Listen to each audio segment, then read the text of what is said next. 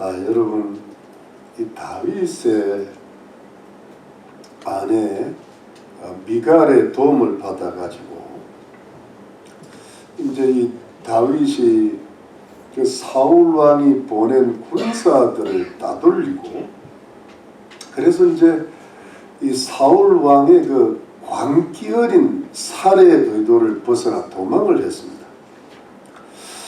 근데 여러분, 다윗이 어디로 도망을 갔는가 하면 사무엘 선지자에게로 갔습니다. 왜냐하니까 이 다윗이 생각하기를 사무엘 선지자한테 가야만이 그나마 목숨을 보존할 것이라고 생각을 했어요. 왜냐하면 이 사무엘 선지자가 미리 자신을 이스라엘 왕으로 기름 부었고, 또 그리고 자신의 그 위급한 사정과 형편을 다 말할 수 있는 사람이고, 또 앞으로 어떻게 자신이 살아가야 될지를 자문할 수 있는 그런 하나님의 사람이었어요. 여러분, 이 사무엘 선지자 그때 라마라는 곳에 있는데, 라마는 그 사울 왕이 살던 또 다윗이 사는 기브아에서 북쪽으로 조금 떨어져 있습니다. 한 3-4km 떨어져 있는데, 그 라마는 사무엘 선지자의 고향이었고, 이 사무엘이 은퇴한 이후에 살고 있었는데, 이 다윗이 사무엘 선지자를 만나러 라마로 오자 이 사무엘 선지자가 다윗을 데리고 라마에 있는 나요스로 들어갔던 겁니다. 숨어 들어간 겁니다. 여러분, 여기서 나요디라고 하는 것은 원래 이 어근이 나움인데, 나움은 일종의 그 들판의 초원지대를 가리키는데, 이게 이제 나요시 되면서 초원지대에 있는 일종의 숙소시설을 가리키는데, 그냥 숙소시설이 아니라 선지자들을 양성하기 위한 선지학교를 뜻하는 겁니다. 그러니까 나요시라는 것은 선지학교입니다. 그러니까 라마 나요시라는 것은, 나요스는 지명이 아니고 어떤 학교를 가리킵니다. 이 사무엘 선지자가 이제 사울 왕이 이제 이스라엘 왕이 되고 난 후에 사사직이나 제사장직에서 공식적으로 물러나고 나서 고향 라마의 나요다에서 선지자로서 선지자 생도들을 기르면서 그야말로 말씀으로 가르치고 이제 나라를 위해서 기도하는, 나라의 장래의 영적인 어떤 그 질서를 바로 잡아줄 수 있는 어떤 선지자들을 기르고 있었던 겁니다. 사무엘과 다시 라마 나요스로 숨어 들어갔습니다. 사무엘 선지자 생각하기에 여기가 그래도 가장 안전하다고 생각을 했겠죠. 근데 어떤 사람이 또 밀고를 한 겁니다. 꼭 이런 사람이 있어요.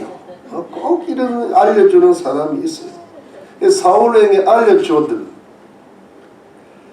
사울 왕이 다윗을 잡으려고 군사를 보냈는데, 여러분, 군사들을 3번이나 보냈어요. 왜 3번이나 보냈을까요? 일이 이렇게 된 겁니다.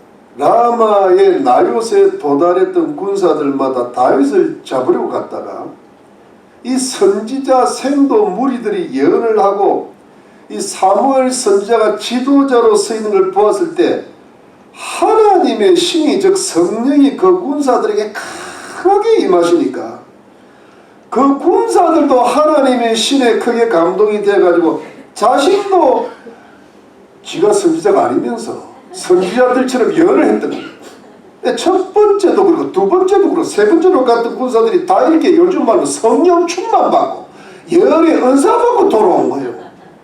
그러니까 이 사울왕이 기가 막힌 겁니다. 다윗을 잡아서 죽이라고 보냈던 군사들이 하나님 은혜 받고 예언 받고 돌아온 겁니다. 그래서 이번에는 사울왕이 직접 갔어요. 사울왕이 라마로 갔는데, 라마로 들어가서 이제 나요까지 가야 하는데 거기 앞에 세구라는 땅에 큰 우물이 있어요. 큰 우물이라는 게 이제 저수지랑 물 웅덩이인데, 거기에 이르러서 이제 물 한 잔 먹고 나요스로 들어가야 되는데, 그때부터 하나님의 신이 사울 왕에게 아주 강하게 임하여서 라마의 나오요트로 들어가기까지 예언하다가 사무엘 선지자를 보고는 몸이 너무 뜨거워져가지고 벌러덩 들어누워가지고 종일 종야를 예언을 했고 했던 것입니다. 사울이 완전히 선지자가 되어본 거예요. 그래서 사울이 선지자 중에 있느냐는 속담이 다시 재현이 됩니다. 그러니까 처음에 사울 왕이 뭡니까 왜 기억이 안 날까? 왕으로 기름 부어 받았을 때 예언을 했단 말이야. 지금 똑같은 현상이 일어나는 거예요. 다윗을 죽이려고 강한 살인의 의도를 품고 라마 나요스로 들어갔던 이 사울 왕과 그 군사들이 하나님의 신이신 성령의 강력한 임재에 사로잡혀가지고 다윗을 죽이기는 그냥 은혜 받고 돌아왔어요. 은혜 받고 돌아왔어요. 이 작은 성령 강림 사건이죠. 살인의 불이 성령의 불로 바뀌어도 완전히 이게 바뀐 반전이 일어납니다. 여러분 어떻게 이런 일이 가능할까요? 어떻게 이렇게 악한 사람 죽이려는 마음을 가진 사람들이 하나님의 은혜를 받아가지고 성령의 거룩한 마음을 가지고 성령의 열의 은사까지 받아 돌아올 수 있을까요? 이런 반전이 있을 수 있는 걸까요? 물론 여러분 이 사건은 하나님의 신이신 성령께서 강력하게 역사하신 단독 사건이에요. 그냥 성령이 덮쳐버린 거예요. 이것은 하나님께서 성령을 통하여 사람들이 하는 일에 힘을 보태주시고 도와주신 사건 정도가 아니었어요. 이건 성령의 강한 단독의 역사예요. 그래서 그 악한 마음을 신령하고 선한 마음으로 바꾸어 주신 구약의 성령 강림의 작은 사건입니다. 여러분 제가 기억이 가물하는데 옛날에 그 어떤 한국에 아마 그 큰 교회 금남교회라고 기억이 드는데요. 거기에 다니는 여집사님 한 분 계셨어요. 믿음이 충만하신 분인데 남편이 예수님을 압니다. 아주 술고래야. 난 돌고래도 있고 술고래도 있는 거예요. 근데 어느 날 그 교회에서 부흥회를 한 거예요. 그래서 이분은 이 여자 집사님은 그 부흥회에 참석을 했던 거예요. 남편은 그날 술을 먹고 집에 들어오는데 부인이 집에 없는 거예요. 요즘 이거를 이제 유튜브를 보니 아주 이 뇽이 어디 갔나 이래요. 네, 뇽스들. 그러니까 교회 갔다 소리 들어가요. 술이 이따먹기 취해가지고. 그래서 오늘 저 여인을 잡고 교회를 불질러 버리겠다고 들어간 거예요. 교회를 불질러.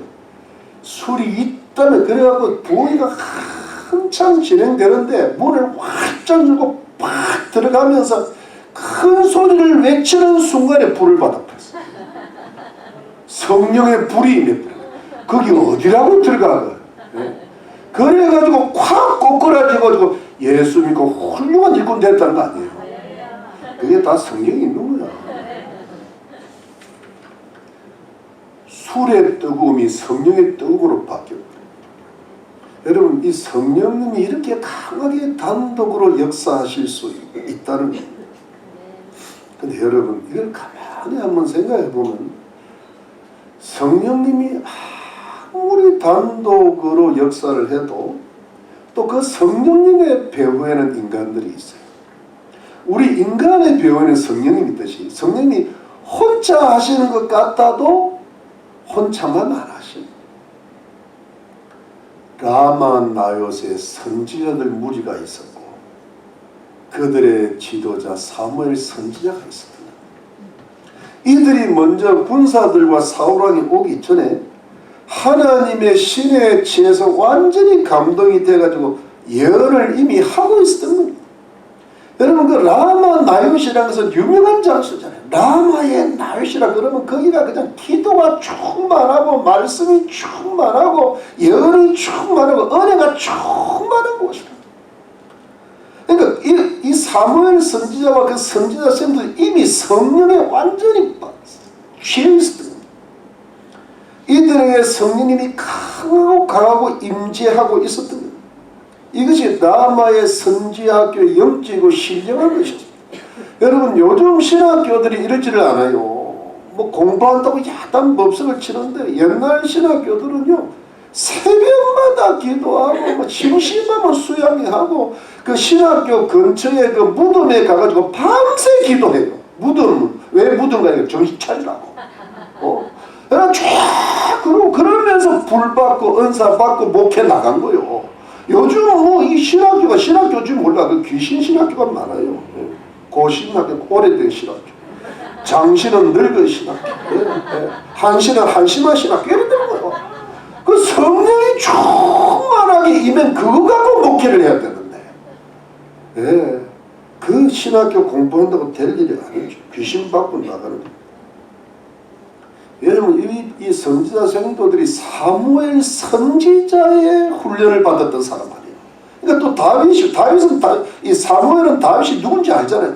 차기 이스라엘 가면이니까 이 도망 왔으니까 다윗을 해서 기도하라고 명령이 떨어졌어요. 그러니까 선지자들이 쫙 하고 외치는 주여 삼차이 거기서 나온 거예요. 여러분 쫙 막 안 그래도 성령이 충만하니까 예언을 하고 있으니까 군사들이 오는데 은혜 받고 돌아가고 사울왕은 주변에 근처에 왔다가 은혜 받기 시작해갖고 벌레등 들어두고 몸에 성령이 뿌린 거 벗어버려요. 우리 여러분 옷 벗고 이러면 안 돼요. 그런데 너무 더우니까 벗어버려요. 여러분 이게 성령이 진짜 예전에 임할 때요. 저희는 그 한국의 그 오살리 금식기도 얼마 전에 조영규 목사님 돌아가셨잖아요. 거기에 저도 거기 한 몇 번 갔는데 그 이제 저 불 받으러 갔는데 나한테는 불이 안 오더라고. 아무리 방언을 해도 안 돼. 뭐 아무리 시키는데 따로 나중에 받았지 이게. 근데 문제는 뭐냐니까 거기에서 어떤 오사카에서 일하시던 목사님이 거기 조영규 목사님 밑에서 일을 하실 때 와 근데 불이 임하니까 그냥 너무 뜨거워서 넘어지면서 어떻게 되는가 하면 여러분 죄송합니다. 우리 뭐 이제 끝나고 주일 사랑방 할 때 약간씩 똥을 싸버렸어. 몸을 놓아버린 거야. 너무. 근데 똥이 수치돼서 나온 거야. 이렇게 강하게 임합니다, 여러분. 믿으세요. 그러니까 여러분 이게 워낙 연애 거기가 강하니까 성령이 강하게 역사하니까 막 군사들이 살인하러 갔다가 성령의 불이 거기에 옮겨 붙은 거죠. 성령이 충만한 사람 곁에 가면 성령이 옮겨 붙게 돼 있죠. 왜? 가만히 같이 있으면 거지 같이 붙는 거예요. 그래가지고 여러분 이 살인의 마음을 신령한 마음으로 이 악령의 불을 성령의 불로 바꾸어지게 된 것이죠. 그래가지고 여러분 이 사건은 분명히 다윗을 보호하시려는 성령님의 강력한 단독 사이기는 하시지만 그러나 그 배후에는 라마의 나요새 선지자 무리의 강력한 예언사역과 사무엘서의 기도와 다윗을 살려달라는 강력한 부르짖는 기도가 있었을 거예요. 그렇잖아요. 우리 꼭 다윗을 살려 주시옵소서. 저 사울 왕이 저기 문재인같이 저러고 있으니 없애 주시옵소서. 문재인. 그래 그 인간이 이제 빨리 이재명과 더불어 제명의 모습. 그렇게 됩니다. 근데 그런 기도가 지금 얼마나 한국에도 깔려있고 미국에도 깔려있고 그렇게 했어요. 그런 기도가 라마 나요스에 깔려있었던 겁니다. 그래서 성령님의 큰 역사가 있고 큰 무서운 다윗을 죽이려는 그 악한 사람들의 마음을 하나님의 성령께서 바꾸어 주신 줄로 믿습니다. 여러분 이런 말씀 속에서 우리에게 주시는 하나님의 영적인 교훈은 뭐냐 하니까 사랑하는 성도님들, 내가 먼저, 우리가 먼저, 우리 교회가 먼저 하나님의 신이신 성령님께 취하셔야 된다는 겁니다. 세상에 너무 취하지 말고, 술에 취하지 말고, 엉뚱한 생각에 취하지 말고, 스마트폰에 취하지 말고, 스마트폰에 보는 거 밤만 기도 좀 해. 집사야, 권사야, 그게 그래고 집 사겠어요? 집이 없어, 집사가. 왜? 성령이 안 차니까 집이 안 생기는 거야, 이게. 여러분, 집 살려면 그냥 되는 게 아니야. 주여. 여러분, 하나님 믿지 않는 가족도 있고, 또 주위에 보면 하나님을 대적하는 이웃들도 있고, 우리 성도들을 괴롭히고 못살게 구는 사람들이 직장에 또 있고, 심지어 교회도 있고, 친척들이 그런데 그들에게 하나님의 성령님이 강하게 임하시면 성령님께서 그들의 마음까지도 바꾸어 주실 수 있다는 사실을 믿으시기를 바랍니다. 여러분, 이 말씀 믿으시면 아멘 하십시오. 성령이 임하시면 어떤 악한 마음도 바꾸어 주실 수 있는 것입니다. 여러분, 사람 마음이 바꾸어진다는 게 쉽습니까? 여러분, 내 마음이 쉽게 바꾸어집니까? 내 마음도 내가 못 바꾸면 어떻게 다른 사람 마음 바꿉니까? 내가 바꾸려다가 내가 바꿔진다. 그래서 되는 게 아니에요. 남편 마음 바꿔집니까? 안 돼. 부인 마음 안 돼. 자식 마음 안 돼. 통 안 돼. 나도 내 마음 못 바꾸는데 지 마음을 내가 어떻게 해? 지 마음은 지 마음인데. 어떻게 내가 다른 사람의 마음을 바꿀 수 있습니까? 또 선한 사람 말고 좀 뭔가 어리석은 것 같고 지혜가 없는 것 같고 잘못된 것 같고 그렇게 하나님을 믿으려고 하는데도 세상 믿고 살아가고 지옥 가는지도 모르고 지옥 가는 그 사람들 어떻게 내가 바꿉니까? 남편이나 아내나 자녀들이나 형제들이나 부모님 이웃들의 마음을 내가 어떻게 바꿉니까? 그 악하고 강팍하고 못되고 어리석고 헛된 마음을 어떻게 바꿉니까? 어떻게 예수 믿지 않고 하나님을 경외하지 않는 마음을 내가 어떻게 바꿀 수 있습니까? 특히 요즘 세상에 사람한테 말한다는 게 어디 쉬운 일입니까? 지극히 어렵습니다. 내 마음도 바꾸기가 불가능합니다. 이것은 내 힘으로 절대 못합니다. 나는 아무것도 아닙니다. 오직 하나님이 하셔야 될 줄로 믿습니다. 이 기적이 일어나야 되는 거예요. 그래서 성경에 기적이 있는 거 아닙니까? 근데 여러분, 방법이 한 가지밖에 없어요. 그것이 뭡니까? 내가 먼저 성령에 취하시는 거예요. 여러분, 사람이 술에 취해야 돼요. 술 취하는 걸 여러분 잘 알고 계시잖아.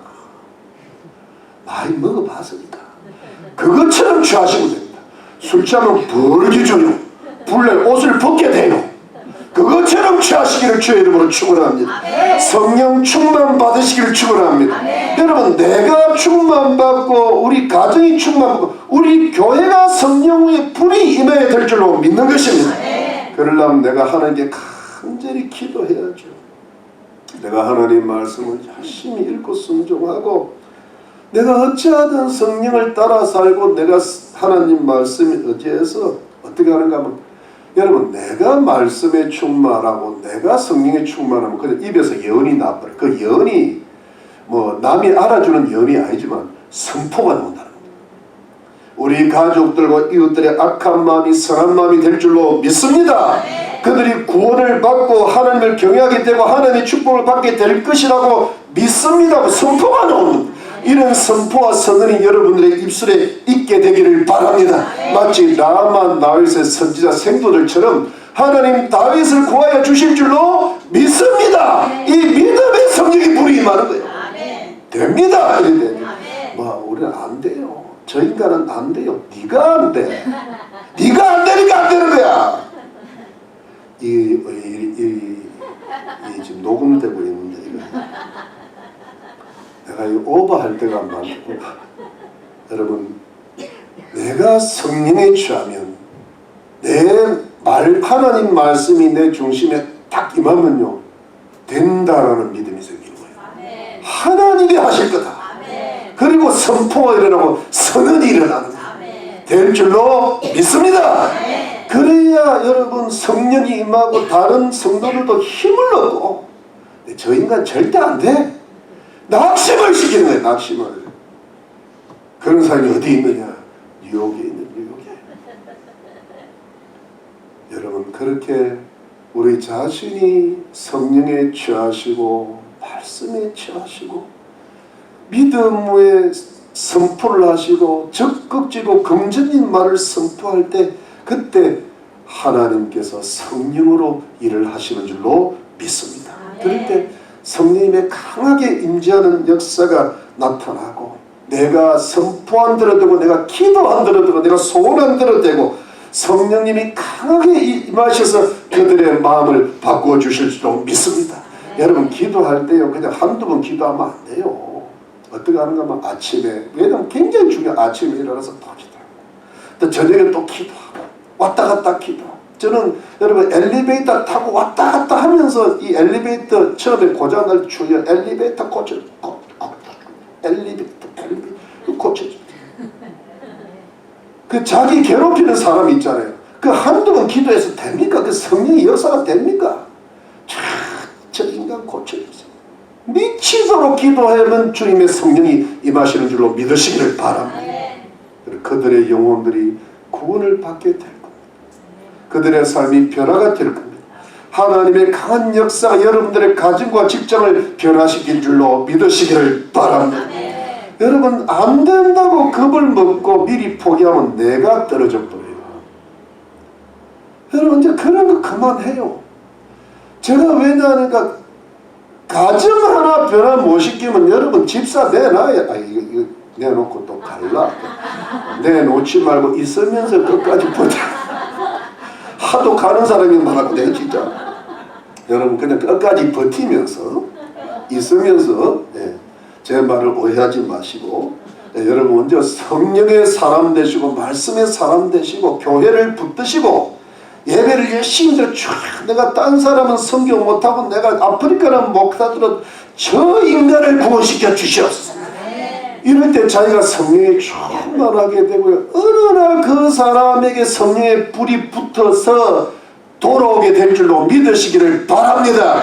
그거 하고 천국 가세요. 그거 하고 어찌되든 난 상관없어요. 그거는 해야지. 딴 거는 몰라도 낳은 자식 구원시키고 함께 한 그 사람 구원시키고 잘 나가면 이웃 사람 구원시키고 할렐루야. 네, 그렇게 하시기를 바랍니다. 그래서 하나님께서 성령으로 강하게 임하셔서 여러분들의 가족과 이웃들이 변화되고 구원받는 역사가 일어나시기를 주의 이름으로 축원합니다. 그래서 여러분 이제 다윗이 도망을 갔어요. 왜냐하면 자기들 예언하고 있으니까 도망갔죠. 그런데 성경에는 기록이 자세히 나와 있지 않은데 어떤 우여곡절 끝에 그때 이제 사울 왕이 마음이 좀 좋아진 것 같아요. 왜냐면 예언까지 받고 사무엘 선지자한테 한 소리 듣고 왔을 것 같아요. 그래가지고 다윗이 다시 그 사울이 있는 왕궁으로 기부하러 돌아왔습니다. 그런데 어느 날 다윗이 사울 왕의 아들이자 자신의 친구인 요나단을 은밀히 만난 거예요. 그게 이제 오늘 20장입니다. 근데 왜 다윗이 요나단을 만났을까요? 왜냐하면 다윗이 가만히 보니까 사울왕이 은혜 받고는 돌아왔는데 이 사울은 너무 사악하게 되고 나중에 진짜 사악한 일을 하게 됩니다. 나중에 나옵니다. 사울왕이 여전히 믿을 수 없는 사람으로 여겨지는 거예요. 그러니까 그 큰 무서운 마음이 성령의 역사로 바꾸어졌다고는 하지만 이 사울왕은 너무 악한 사람이라 다윗이 여전히 믿을 수 없는 어떤 느낌을 가졌던 것 같아요. 여러분 사울왕에게 하나님의 성령의 역사가 크게 임했는데 이것을 끝까지 사울왕이 마지막 은혜라도 붙들었다면 사울왕의 인생 그렇게 비참하게 끝 안 났을까요? 다윗의 존경을 받았고 여성이 편안하고 가문이 편안해서 그 마지막 은혜를 잡았어야 됩니다. 그런데 여러분 사울왕은 그러지 못했어요. 변덕이 너무 심해갖고요. 그리고 악령의 영향을 또 받고. 그래서 이 다윗이 사울의 이 변덕과 약점을 잘 알았죠. 사울왕을 더 이상 믿을 수가 없는 거예요. 그래서 여러분 다윗이 마지막으로 이 도망을 진짜를 가야 되겠는데 마지막으로 그래도 요나단을 한번 만나보자 하고 만났던 거예요. 다윗이 요나단을 만나가지고 했던 것이 오늘 그 20장 1절 이전에 20장 1절 2절을 자 보겠습니다. 다윗이 라마 나요대에서 도망하여 와서 요나단에게 이르되 내가 무엇을 하여서 내 죄악이 무엇이며 내 부친 앞에서 나의 죄가 무엇이간데 그가 내 생명을 찾느냐. 요나단이 그에게 이르되 결단코 아니라 내가 죽지 아니하리라. 내 부친이 대소사를 내게 알게 아니하고는 행함이 없나니 내 부친이 어찌하여 이런 내게 숨기려 그렇지 아니하니라. 여러분 다윗이 요나단에게 호소를 했어요. 도대체 내 죄가 뭐냐? 내가 너의 아버지 사울에게 무슨 죄를 지었길래 나를 이렇게까지 죽이려 하느냐? 요나단이 이렇게 대답을 합니다. 절대 네가 죽는 일이 없을 거다. 아버지 사울왕이 대소사를 나하고 의논을 하니까 네가 너를 죽일 일이 있으면 나한테 분명히 알려주실 거다. 여러분 요나단이 사태 파악이 안 된 겁니다. 자기 아버지를 아직 모르고 다윗은 알아가고 있는. 그러면서 여러분 그 뒤로 3, 4절째 차장에 보면은 이럽니다. 다윗이 말하기를 네가 나를 너무 사랑하는 줄 아니까 이제는 너를 죽인다는 말을 나한테 알려주시지 않을 거다. 그러니까 사망과 나 사이는 한 걸음뿐이니라. 참 멋있잖아요. 다윗이 시를 잘 쓰면서 사망과 나 사이는 한 걸음뿐이니라. 네. 그러면서 자기는 이제 거의 죽은 목숨이나 다를 바 없다는 거죠. 근데 요나단이 그 말을 딱 듣고 나니까 그럼 네 소원, 내가 너를 위해서 뭘 해줄까? 네 소원을 말해보라. 그러니까 다윗이 요나단에게 부탁하기를 그 사울의 진짜 본심을 알아보고 싶은데 매달 월삭이는 월초를 가립니다. 월삭이는 보통 사울왕을 중심으로 왕실의 가족들과 중심들을 모아놓고 식사하는 관습이 있는데 그때 이제 내일이면 월삭인 그때 내가 베들레헴으로 가서 매년제 하나님께 1년에 한 번 드리는 제사를 드리러 가족제를 드리러 간다고 네가 말을 좀 해달라 하는. 나는 그날 참석 안 하는데 그때 사울 왕이 그 말을 듣고 그냥 괜찮다 그러면 나를 죽일 의사가 없는 거고 불같이 화를 내면은 틈만 나면 다윗을 죽일 때 그때 불러서 죽일 수도 있다는 것을 살해 의도가 여전히 살아있다는 것을 알겠다는 것. 그러면서 여러분 이 다윗이 그 말을 요나단에게 부탁을 하면서 강력하게 요구했던 것이 8절입니다. 여러분 8절 한번 보죠. 8절 말씀. 그런즉 원컨대 내 종에게 인자히 행하라. 내가 내 종으로 여호와 앞에서 너와 맹약케 하였음이니라. 그러나 내가 내게 죄악이 있거든 내가 친히 나를 죽이라. 나를 내 부친에게로 데려갈 것이 무엇이냐. 여기 보면 그런즉 원컨대 내 종에게 인자히 행하라. 여러분 이 인자라는 말씀이 어떤 뜻인가 하면 이 말씀은 하나님 앞에서 상호 언약적 관계에 근거한 특별한 사랑과 은총을 가리키는데 이게 히브리어 구약 원어로 헤세드라. 그러니까 이전에 너와 나 사이에 하나님 앞에서 언약을 하고 우정의 맹약을 한 것이 있잖아요. 이제 그거 지키라는 거예요. 여러분 이게 무슨 뜻인가? 다윗이 이 순간은 굉장히 비감한 거예요. 왜냐하면 자신이 지금 위험에 처했음을 절감하고 있는. 근데 이때 요나단에게 그걸 부탁할 때 요나단과 자기 사이에 그냥 정말 좋은 친구 사이 정도 가지고는 이게 해결이 안 될 겁니다. 예를 들면 요나단이 조금만 마음을 잘못 먹으면 자기는 죽을 수 있다는 겁니다. 그런데 이때 정말 다윗이 요나단에게 부탁한 것은 그 언약, 그 헤세드, 그 하나님 앞에서 특별히 맹약하였던 그 은총과 사랑을 걸고 나를 살려 인자히 행해달라는 겁니다. 이게 다윗 입장에서는 비감한 부탁을 하는 겁니다. 그야말로 최후의 부탁을 하는 거예요. 요나단한테. 그때 요나단의 반응이 무엇일까요? 그렇게 하겠다는 겁니다. 읽지 않았으니까 여러분 12절, 13절, 12절 보니까 12절에 요나단이 다윗에게 때 이스라엘의 하나님 여호와께서 증거하시거니와 내가 내일이나 모레 이맘때 내 부친을 살펴서 너 다윗에게 대한 의향이 선하면 내가 보내 내게 알게 하지 않겠느냐. 그러나 만일 내 부친이 너를 해하려 하거늘 내가 이를 내게 알게 너를 보내 평안히 가게 하지 아니하면 여호와께서 나 요나단에게 벌을 내리시고 또 내리시기를 원하노라. 여호와께서 내 부친과 함께 하신같이 너와 함께 하시기를 원하노니. 여러분 이게 뭐냐니까 내가 꼭 그렇게 하겠다는 아버지 사울왕의 마음을 살펴가지고 그의 의도가 악하면 악한 대로 알려주고 선하면 선한 대로 알려주고 그러면서 만일 내가 이 언약, 이 헤세드 이 언약을 지키지 않으면 하나님께서 내게 벌을 내리시고 벌을 내시기를 원하라. 내가 하나님 앞에 벌 받아도 좋다는 거예요. 여러분 이 장면은 대단히 비감한 장면이에요. 왜냐하면 다윗의 입장에서도 그 하나님 앞에서 쌍호간에 쌍방간에 맹세한 헤세드를 지키라는 것도 비감하지만 사실 요나단의 반응도 그 요나단의 심정도 굉장히 비감한 거예요. 자신이 아무리 친구 다윗을 사랑한다 해도 자기 아버지 사울왕의 뜻을 거스리면서까지 자신의 큰 불이익을 감수하면서까지 친구인 다윗을 살려준다는 것은 너무나 어려운 일입니다.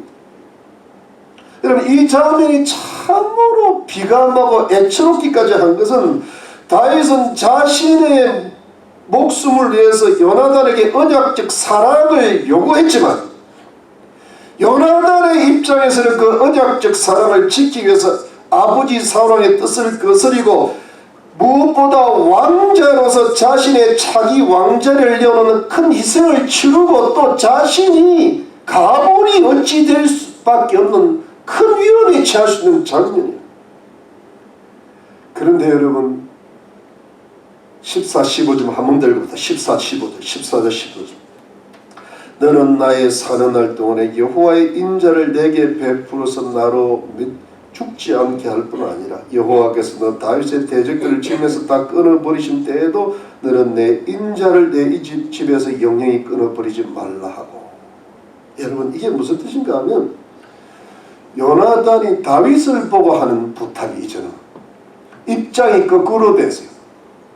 이제 다윗이 사는 동안에 하나님의 언약을 근거로 한 헤세드의 인자 특별한 사랑과 은총을 나 요나단에게 베풀어서 나로 죽지 않게 해주고 하나님께서 너 다윗의 대적을 다 물리친 때라도 내 인자 그 헤세드 그 하나님의 특별한 사랑과 은총을 요나단의 가정과 가문과 자식과 자손들에게 끊이지 않게 해달라고 부탁을 하는 겁니다. 여러분 이것은 무슨 뜻인가 하면 이것은 요나단이 다윗이 장차 자기 대신에 이스라엘의 왕이 될 것을 알고 있었다는 겁니다. 그래서 다윗이 왕이 되면 자신에게 인자를 베풀어서 죽이지 말라 그랬더니 왜냐하면 당시에 고대 근동에는 축출된 왕조의 가족들이 몰살을 당하는 관습이 있었죠. 그래서 다윗이 왕이 되면 자신을 죽이지 말라고 부탁하고 인자를 자신의 자식들과 자손들에게 베풀어 달라고 오히려 부탁을 했던 겁니다. 요나단이 입장을 바꾸어 가지고 자신과 자신의 가족들의 평강을 부탁하는 겁니다. 여러분 이 장면이 굉장히 비감하고 애잔한 겁니다. 여러분 요나단이 이렇게까지 살 필요 있겠어요? 왜 이렇게 살아? 자신이 왕도 못하고 잘못한 다윗이 왕되면 자신이 죽을 수 있어요. 다윗을 또 어떻게 믿어요? 다윗이 만만한 잘못 먹으면요 몰살을 당하기 때문에 큰 손해를 보고 큰 희생을 당해요.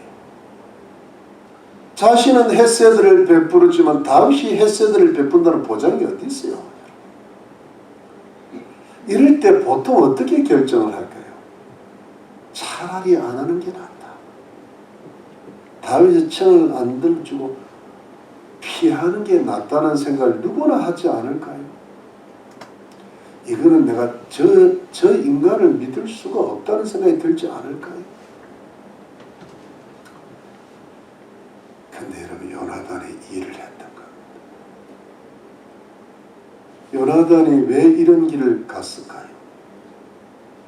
왜 이 길을 택했을까요? 그것은 바로 이렇게 하는 것이 하나님의 뜻이라고 분명히 확신했기 때문에, 자기 이스라엘의 왕이 이스라엘 나라를 위해서, 하나님의 영광을 위해서는 우리 아버지는 이미 안 되고 나도 안 된다. 나는 왕감은 못 돼. 나는 그냥 국무총리를 하고 말 거야. 대통령 왕은 다윗이 분명히 해야 이 나라가 살아.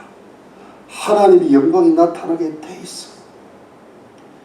이것이 하나님의 뜻이라는 것을 이 믿음 좋고 선하고 의로운 요나단이 확신했기 때문입니다. 제가 보기에는 요나단은 성자입니다.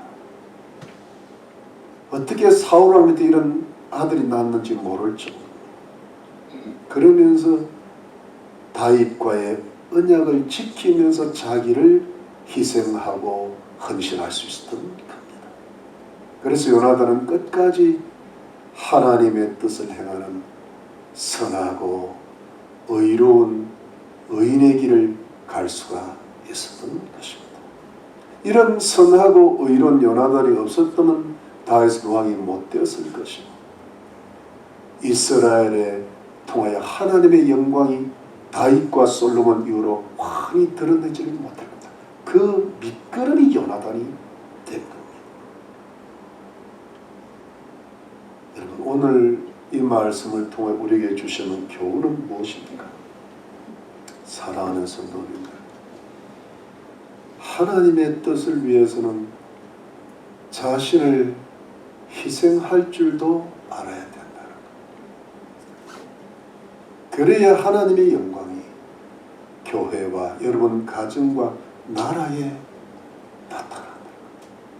수많은 하나님의 백성들이 있지만 결정적으로 자신을 희생하고 교회와 가정과 나라를 위해서 하나님의 뜻과 영광이 나타나야 될 때 자신의 뜻을 택하고 자신의 욕심을 택하고 희생하지 않으므로 자기도 망치고 가정과 교회와 나라를 망친 사례가 수없이 많습니다.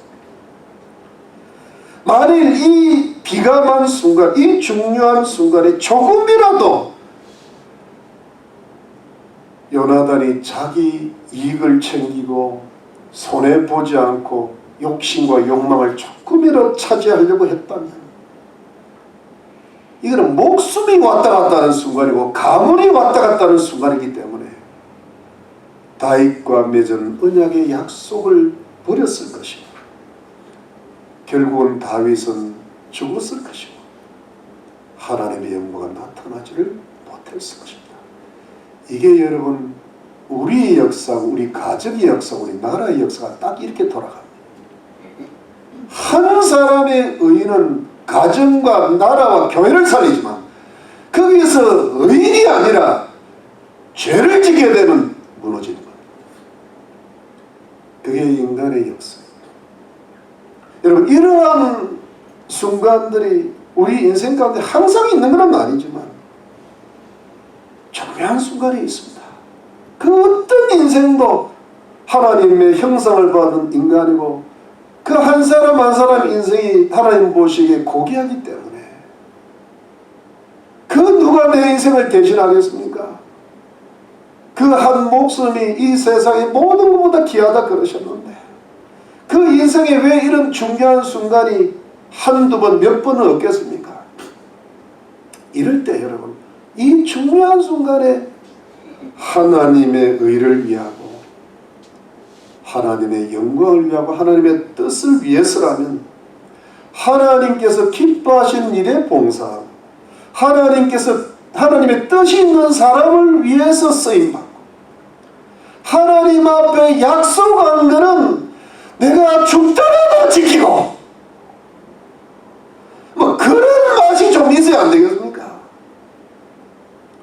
자신이 손해보고 희생하고 심지어 자신의 가족들마저도 내가 돌보지 못할 정도로 하나님의 뜻을 행하는 일이 있다 하더라도, 자신이 가진 재물이나 명예나 건강을 잃어버리는 일이 혹 있다 하더라도, 인생에 이런 비가 나고 애절한 순간이 있다 하더라도 자신이 죽어야만 가정이 살고 교회가 살고 나라가 사는 비감한 순간이 있는 겁니다.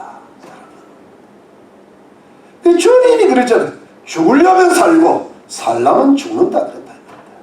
그것이 왜 우리에게 적용이 안 되겠습니까? 내가 맨날 살아서 어떻게 사는 일이 생기겠습니까? 죽는 일이 생기지. 왜 죽는 일이 생기지만 내가 살라고 해서 그런 거지. 여러분, 이런 순간이 우리 인생에 몇 번 있습니다. 이런 순간에 하나님의 음성이 우리 귀를 때릴 때가 있습니다. 사랑하는 누구야, 그러지 말라. 이게 내 길이 달, 그걸 외면치 말아야 돼. 그걸 도피하지 말아야 돼. 도망가지 말고, 하나님의 뜻이 있는 사람이 부탁이 있을 때 그걸 불순종하면 안 돼요. 여러분, 순종할 때 길이 열리는 겁니다. 여러분, 제가 이번에 한국의 정광우선 며느리인가 양메리더라. 이름이 메리야. 그거로도 양메리. 그것도 메리야. 양메리. 얘가요, 세상에 내가 그걸 보는데, 목사님이 하는데 영어로 통역을 하는데 뭐 할렐루야 아멘 소리가 너무 어려가 들어가. 자다 어떻게 이런 아멘을 배웠나. 아멘. 그런데 성령이 충만해. 근데 자기가 별로 뭐 할 줄 게 없었는데 교회에서 목사님, 아버지가 목사님 시키는 대로 순종하다가 온갖 은사가 다 터졌대요. 바이올로도 치고 너무 재주들이 나한테 순종하다가 하나님 주신 은혜를 받았대. 그럼 은혜 못 받은 이유가 뭐예요? 안 하다가 안 하니까 안 풀리는 거요. 진짜요. 복 받는 비결을 몰라 진짜 몰라. 내가 지금 방언하고 있는 거 이해하나? 몰라. 순종을 안 하니까 복이 안 오지.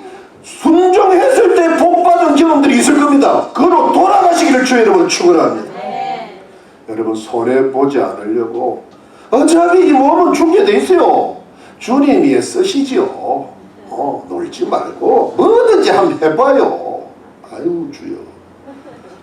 이걸 너무 계산하지 말고 머리 돌리지 말고, 그 머리 갖고 뭘 돌리게 하세요. 그 머리가 뻔한 머리인데. 그렇잖아요.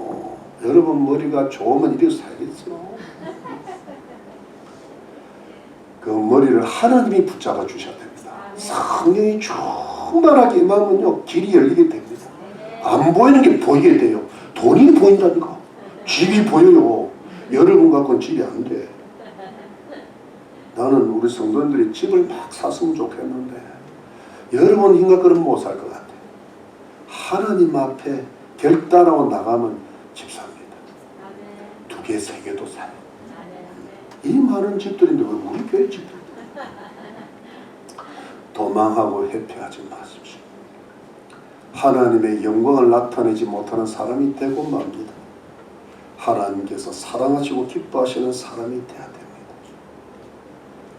여러분, 하나님이 이 역사를 주관하고 계시는데요, 나중에 그렇게 살면은 하나님을 기쁘시게 못하고 그냥 헛방이에요. 그리고 부끄럽기조차 합니다. 우리가 유튜브 보면서 어떤 정치가 부끄럽잖아요. 우리도 똑같이 부끄러운 겁니다. 그들 욕할 거 크게 없어요. 네, 우리도 부끄러워. 때로는 비겁한 인생이 되고 맙니다. 비겁한. 여러분, 이 마치 요나단처럼 하나님의 뜻을 위해서라면 자신을 희생하고 헌신하고 자신의 욕심과 욕망을 내려놓을 수 있는 그런 비감하고 애잔한 신앙을 가지고 이웃을 향한 아픈 사랑을 가지고 우리 인생을 돌파해야 되는 순간이 있습니다. 하나님께서 이런 선하고 의로운 마음과 행동을 통하여서 하나님 나라를 확장해 나가시고 하나님 복음이 전파되게 하시고 예수님 교회가 든든하게 세워지게 하시고 세상의 정치와 문화들이 올바른 길을 찾게 되고 우리 가정과 가문에 하나님의 축복이 임하게 되는 줄로 믿으시기를 바랍니다. 여러분, 세상이 점점 혼탁하게 돌아가고 있는데 이 세상 사람들의 죄악과 쾌락이 말로 다 폭력이 말로 닿을 수 없는 세상이 돌아가는데, 여러분, 우리 성도님들도 이 세상에 살다 보니까 욕심이 빠지고 죄악에 빠지고 믿음이 너무 미지근해지고 떨어지는데, 왜요? 하나님 보시기에 예루살렘이 멸망할 때처럼 예루살렘 거리에 의인이 한 명도 없었답니다. 선인과 의인이 점점 사라지고 있는 겁니다. 교회마저도, 성도들도 빛과 소금의 역할을 제대로 감당을 못한다. 소금이 소금 맛을 잃어버렸어요. 여러분, 내가 무슨 권사라고 장로라고 자랑할 거 하나도 없습니다. 진짜가 돼야 돼요. 인생은 딱 한 번이요. 근데 이것이 너무 안타깝습니다. 제가 보기도 안타까운데 하나님 보시기 얼마나 안타깝습니다. 여러분, 하나님이 비감하게 부탁하신 게 뭘까요? 하나님이 여러분들에게 애절하게 부탁하신 게 뭘까요? 하나님의 성령에 취하시라.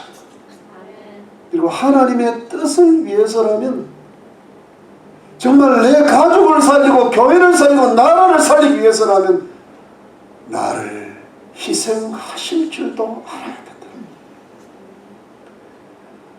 어차피 천국 갈 거면 좀 일찍 가면 어때? 여러분, 요나단은 순교의 길을 간 건데 하나님이 우리 보고 일찍 가라 그러겠습니까? 그냥 순교적 삶을 조금 살아드리면 안 되겠습니까, 여러분? 그 정도는 살아야 교회가 살고, 그래야 요나단이, 여러분, 사울 왕이요, 얼마나 악한 일을 해갔으면 사울의 가문이 처절하게 저주를 받아야 되는데, 그래도 하나님이 이 요나단의 순교의 제물을 받으시고 머비보셋을 그 와중에 살려가지고 머비보셋 그 요나단의 가문만 다윗에게 붙었단 말이에요. 딴 거랑 다 끝나버렸어. 사울 왕이 얼마나 무서운 죄를 지었는데 가문이 멸망을 해야 되는데, 그나마 요나단을 보시고 요나단의 머비보셋이 절름발이가 됨에도 불구하고 다윗에까지 끝까지 붙어가지고 그 후손이 역대 상황이 계속 나옵니다. 그래도 이 복이 있어야 될 거 아니에요. 뭐가 잘못됐냐면 이 복이 흘러가야 되는데 누군가가 요나단 노릇을 해야 될 거 아닙니까? 누군가가. 그래야 하나님의 축복이 임하고 요나단이 하늘에 상급이 많았을 거예요. 그리고 뭔가 구원의 역사가, 저주가 끊어지는 역사예요. 그렇게 하려면 여러분, 우리가 먼저 어떻게 성령에 흠뻑 취해야 돼요. 뭐 다른 거 할 것도 없고, 뭐 우리가 비감한 마음으로 희생할 줄 알아야 됩니다. 좀 손해 보십시오. 주의를 온전히 지키고, 하루 종일 날 그러합니다. 하나님의 크신 은혜와 축복이 우리 성도님들과 가정, 우리 교회에, 우리가 섬기는 이 미국에, 그리고 대한민국에 충만하시기를 예수님 이름으로 축원합니다.